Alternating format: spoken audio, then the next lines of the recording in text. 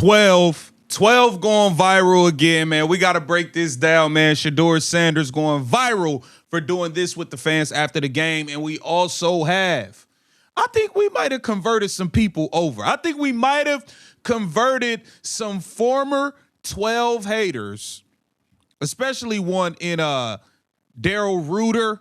You know, he was a 12 hater.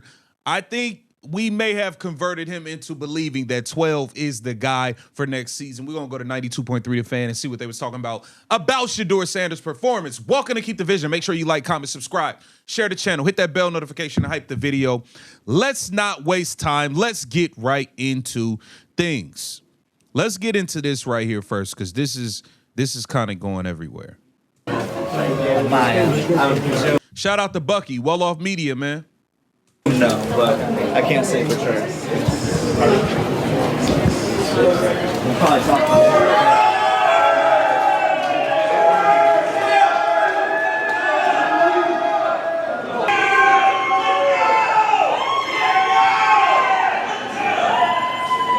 Have a good one. Happy New Year. I just making sure you drunk or something. No. I was talking. Stay legendary. You hear that? Stay legendary. Listen, when is the last time you've been excited for a Cleveland Browns quarterback or player like this? Take your time. I'll wait. You haven't. You've never been. You've never been. Here, give him fist bump. All day, bro. Here, ask him. So can you sign my jersey? I signed the kid's jersey. That's it. Can you sign mine? Shedeur. Yeah. Back up. Shedeur. You gotta get a 12 jersey too. So we're getting one. So we cheered for you all season. You hear that? You got to get a 12 jersey. We getting one.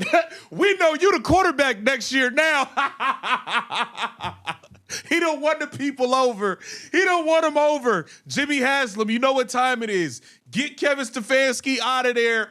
Get a coach in there for Shedeur Sanders. Draft you a left tackle in the first round. Draft you a Carnell Tate or somebody, another receiver as a receiver in the first round. Draft you another lineman in the second round. Matter of fact, in the first 2 rounds, I think they got 2 firsts, 2 seconds. Out of them 4 picks, you need to get 3 offensive linemen. 1 receiver, 3 offensive linemen. How about that? 2 tackles and a guard, a center. I don't give a damn what you do. It's his birthday. He got a 12. Thank you, sir. Tell Hey, him God bless you, brother. We're always praying for you. Yeah. Thank you. Come on, man. It's after the game. It's freezing cold in Cleveland. He's standing out there. Everybody else done went and got in their cars. They ain't even, hey, we getting in the whips. It's cold. We was outside in the cold all day. Time to go home. Yeah, you got Shedeur, man. Thank you. Oh shit, I got it. That's my ride. That's my ride right here. Good game. Who's that? Bye, guys. See ya. All right, let's move around. Y'all got the rest of the Yeah. No. Come on. You got a Pittsburgh shirt on. I'm sorry. That's funny. Thank you. Let's see, man. Hey, 12. Go ahead.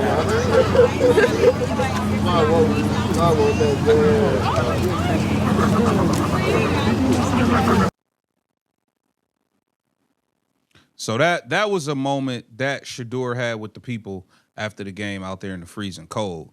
Let's go over here, man, because I think it's very clear. The writing is on the wall. We've seen enough. It should be 12 at quarterback next year for the Cleveland Browns. Let's see what the guys over here are saying, man. King Carmen, take it away. What did you think of Shedeur yesterday? First half really good, second half not so good. But bottom line, got the job done. So I said to Lima just before we had you on, like I'm having a little bit of a weird moment here where I watched in person and I was up there with the fans and all that other stuff, and I'm having a blast. And I came down the steps yesterday and I go, well, that's it. He's the guy, 2026. King Carmen, Kim Carmen. You welcome to the cookout, brother. Give him 20. Just don't try to get your plate first. 26. And that it has come to my attention here over these last several hours that the internet didn't feel that way. People watching at home didn't necessarily feel that way. So I'm trying to find either a happy medium or maybe the truth, and I just didn't want to see it because I was so busy being excited and celebrating a Browns win. So what is the truth there, Daryl? Did he make himself the starter in 2026 yesterday? No, I don't think he made himself the starter in 2026 yesterday. I said this on the post-game show with Andy Baskin on YouTube. Daryl Ruter's a hater, y'all. He been a hater. There is something there with this kid. I'm convinced of that.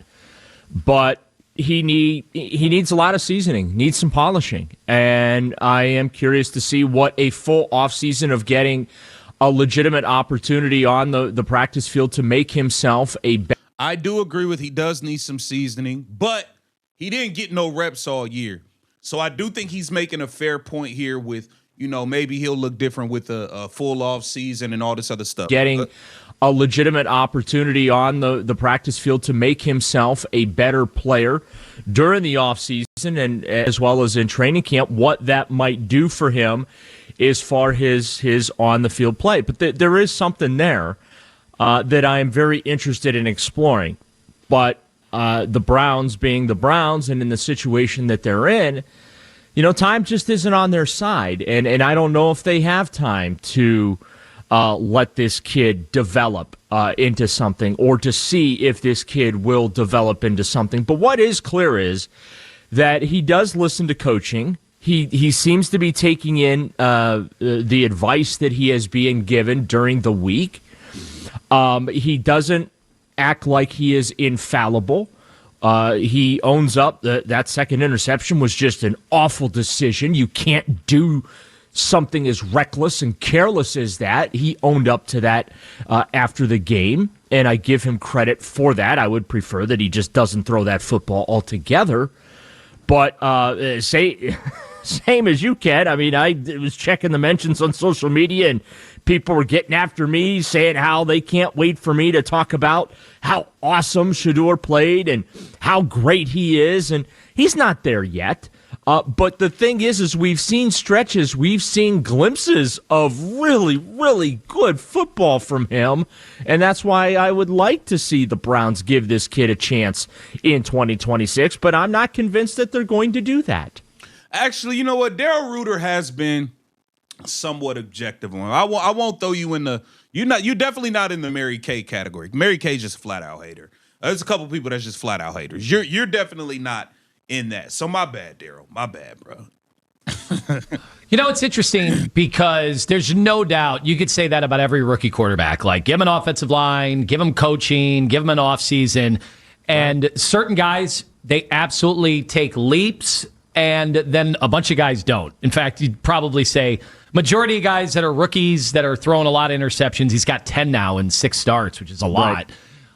When that happens, like 98% of those quarterbacks end up just being bad. And I asked Ken, before we went to break, of all the rookie quarterbacks that are getting, ample amount of time, Jackson Dart, now Tyler Shough, Cam Ward, you could say the same thing about all of them. They've all shown, just like Shedeur, and in fact, they've shown more because they've had more opportunity. They've all shown amazing moments. They've all shown to their fan bases that they could be really good if the right team. Remember, they're all on bad teams. So if you put the right amount of guys, right coaching, give them the off seasons. But what are the odds of these 4 guys that any of them are the starting quarterbacks for their team in 3 years? I'd probably say not very high. Well, I mean, look, Peyton Manning owns the world record for interceptions as a rookie, and Anthony Lima is a hater in my opinion, though. He's a hater for sure. You getting in the Mary Kay basket with me? He turned out well, and listen, I'm not saying that. And then there's Jameis Winston. And then I know, I'm not just having a little fun. Transcend or supersede. And that this team does not play for him. So, and then that's going to decide. Decision one way or the other about Kevin. I think so. Okay. So do you think that it's probably to move on from Kevin? I'm leaning in that direction. Okay, so that's where I think I agree with you on all this, because I said to Lima earlier today, I was like, man, if we're going to sit there and, now he's got to stay after the last 2 games of the season. Right. To me, that's the football equivalent. Because Lima's like, well, you could see yourself being 1-5 to start out next year and wondering why you didn't do any of this and wasting more time. And I think it's the football equivalent of having a kid just to save a relationship.